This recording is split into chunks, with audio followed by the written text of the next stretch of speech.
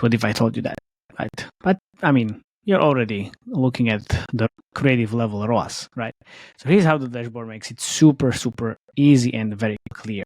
I select in here multiple different KPIs because It's 4 a.m. and we're rolling the dice. Matej drops knowledge made of golden eyes. Felix with ads making those coins rise. Jack up designs, worlds chasing the sky. We're the 2.5 gamers, the midnight crew. Talking UA adverts and game design too. Matej, Felix, Shaka bringing the insight. We're rocking those vibes till the early daylight. Matej, UA, master eyes on the prize. Tracking data through the cyberspace skies. Felix stacks dollars like a wizard in disguise. Jack up's crafted realms lift us to the highs. 2.5 gamers talking smack. Slow hockey stick, got your back. Ads are beautiful, they light the way. Click it fast, don't delay.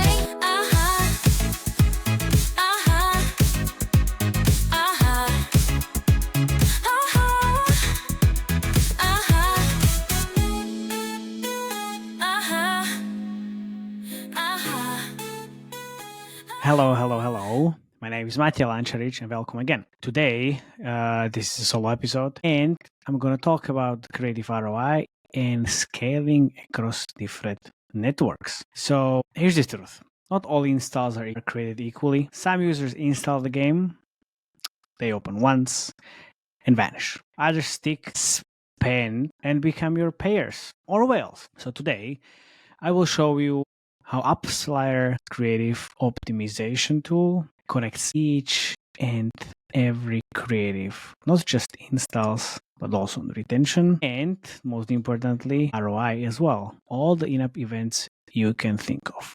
Let's use Marvel Snap ads to see why some of the players bring only installs and some of the players actually bring revenue. So we have two ads. One ad brings 1,000 installs and one ad brings 700 installs. But what we are looking at here? So looking at the great conversion rate or CTR or just the install, just spend. Well, there's more, obviously. Is the CPI really important? Maybe not. Most of the dashboards would say, okay, so we have a lower CPI in here, that should be the winner. But that's not the only thing that we care about, is it? No, it's not. Because I want to always know what's the quality of the users on the creative level.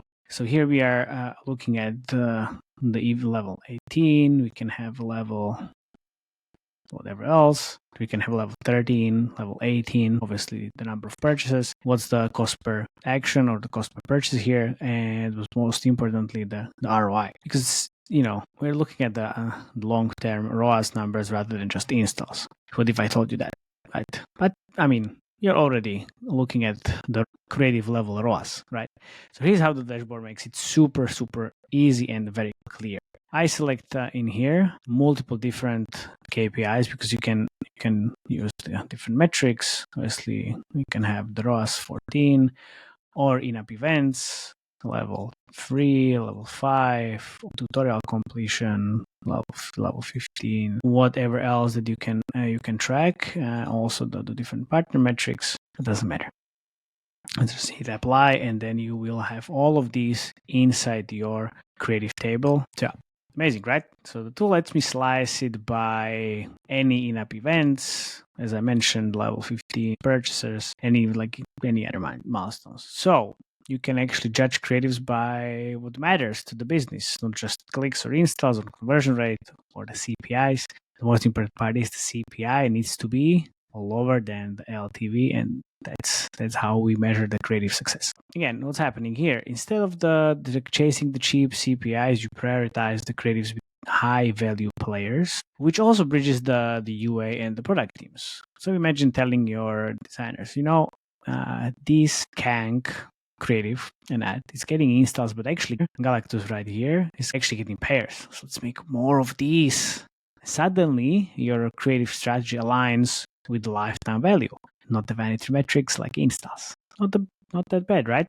But there's another question. How many hours do you waste every week pulling the creative reports for the team? Be honest. What if instead of just exporting all of these spreadsheets, you can actually spend time brainstorming the next winning creative? Well, look, you have all of I already started sharing this at the very beginning. Appsflyer helps you scale across also different networks and make UA creative collaboration very smooth. So you don't really need to ask a lot of different questions. You just share the dashboards with your creative team. So let's say right now for Marvel Snap, we run mostly Facebook, TikTok, and Google. But next quarter, I want to scale on Applavin or Moloch or wherever else. Normally, that means new workflows and sometimes new headaches. But with Appsflyer, it's quite seamless. So the dashboard pulls all the new networks as soon as you integrate them in the integration section and matches them with the existing creatives in one unified view. So no matter the channel, your creatives are tracking consistently, which is future-proof. Look, here we have the Facebook ads. If we click on here, go here, Facebook and TikTok at the moment. Here, this one also, it's running on Facebook and TikTok. So when I add Applavin, Moloch, or everything else, then it's going to be another UA channel which says Applavin or Moloch. So quite interesting. So now the collaboration. The UA managers and motion designers often live in different universes, but with this creative gallery view, you can see the same thing. The actual thumbnails right here, performance metrics, and you can even play the ad right here in the dashboard. So in a team meeting, instead of debating, and you can say, here's the top ad, which is the Galactus, and look at the first 5 seconds. That's what's working. Let's do more of that. So no more endless requests for like, hey, can you send me the performance by theme, by hook, and whatever else. The data is actually live and it's always ready in here. So let's recap. Scaling to new networks, zero extra hassle. Teams finally speak the same language with creatives and metrics side by side. You can see it all in the dashboard. So more time for brainstorming sessions. Also, instas are nice. The retention and ROAS tell the real story. ROAS is all that matters. Appsflyer links creatives directly to in-app events, so you know which ad delivers the best quality players and which ads deliver the best ROAS. You don't always optimize for volume. You always optimize for value, aka ROAS. So for Marvel Snap, this means the UA and creative teams can sit down, see the same insights, and plan the next campaign together. If you're ready to ditch the reporting hell and spend more time building winning ads, hit the link in the show notes. Book the demo with Appsflyer. And don't forget, subscribe for more UA insights, because in this business, collaboration isn't optional. It's your competitive edge. Thank you very much for listening. See you next time. Bye-bye.